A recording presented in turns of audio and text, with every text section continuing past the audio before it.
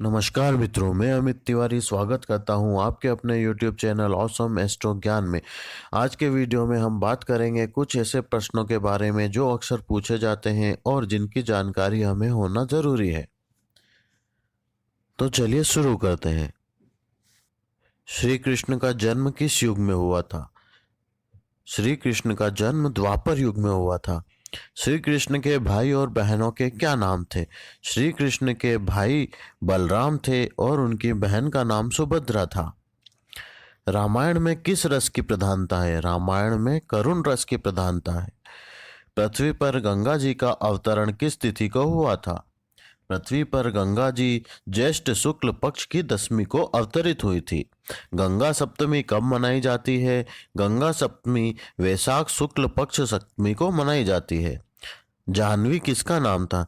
गंगा जी का ही दूसरा नाम जाह्नवी भी है।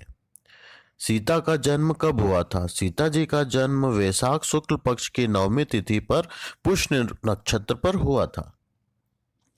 राम जी का जन्म कब हुआ था? राम जी का जन्म चैत्र शुक्ल पक्ष की 9वीं तिथि पर हुआ था।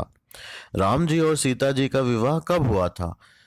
मार्गशीर्ष शुक्ल पक्ष 9वीं तिथि को हुआ था। राम जी के जन्म के समय नक्षत्र क्या था? राम जी के जन्म का नक्षत्र पुनर्वसु था। रामायण में कुल कितने सर्ग हैं? रामायण में 500 सर्ग हैं। राम जी को अस्त्र और शस्त्र की शिक्षा किस गुरु ने दी थी? राम जी के अस्त्र शस्त्र के गुरु विश्वामित्र जी थे। राम जी के कुल गुरु कौन थे? कुल गुरु वशिष्ठ ऋषि थे। हमें तर्पण किस दिशा में करना चाहिए यह जानते हैं। ऋषि तर्पण किस दिशा में करना चाहिए? ऋषि तर्पण उत्तर दिशा में करना चाहिए। देव तर्पण किस दिशा में करना चाहिए? देव तर्पण पूर्व दिशा में करना चाहिए। पितृ तर्पण किस दिशा में करना चाहिए? पितृ दर्शन दक्षिण दिशा में करना चाहिए। आइए अब कुछ महान धनुषों के बारे में बात करते हैं। श्री कृष्ण के धनुष का क्या नाम था? श्री कृष्ण के धनुष का नाम सारंग था। अर्जुन के धनुष का क्या नाम था? अर्जुन के धनुष का नाम गांडीव था। शिव जी के धनुष का क्या नाम था? शिव जी के धनुष का नाम पिनाक था। राम जी का नामकरण किस ऋषि ने किया था? राम जी का नामकरण वशिष्ठ ऋषि ने किया था। कृष्ण के कुल गुरु कौन थे? कृष्ण के कुल गुरु गोगाचार्य थे। कृष्ण के शिक्षा के गुरु कौन थे?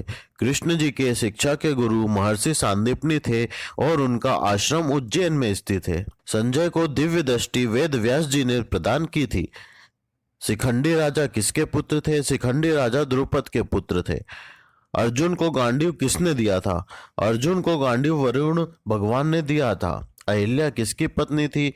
अहिल्या महर्षि गौतम की पत्नी थी। पांडवों के राजपुरोहित कौन थे? पांडवों के राजपुरोहित धौम्य थे। गुणाकेश किसका नाम था? गुणाकेश अर्जुन का ही एक और नाम है। महाभारत में ऋषि किंडम ने किसे श्राप दिया था? महाभारत में ऋषि किंडम ने पांडु को श्राप दिया था। महाभारत में गृहस्थ आश्रम का वर्णन किसने किससे किया था? महाभारत में गृहस्थ आश्रम का वर्णन शिव जी ने पार्वती जी से किया था। महाभारत में कितने श्लोक हैं? महाभारत में 1,00,000 श्लोक हैं। सुखदेव किसके पुत्र थे? सुखदेव वेद व्यास जी के पुत्र हैं।